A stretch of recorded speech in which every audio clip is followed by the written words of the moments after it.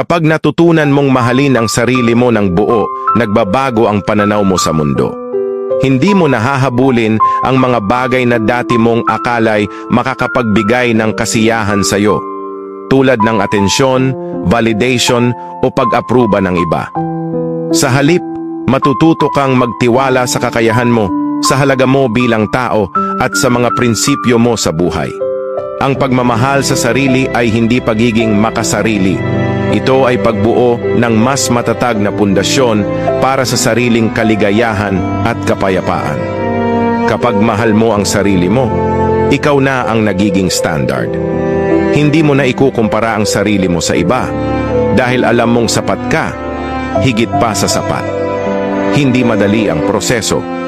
Darating ang mga araw na kukwestiyonin mo pa rin ang sarili mo. Pero sa bawat hakbang patungo sa sariling pagmamahal, unti-unting mawawala ang pangangailangan mo ng kumpirmasyon mula sa ibang tao.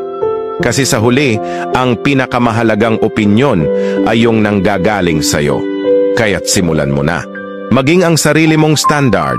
Mahalin mo ang sarili mo ng totoo, ng walang kondisyon at ng may buong tapang.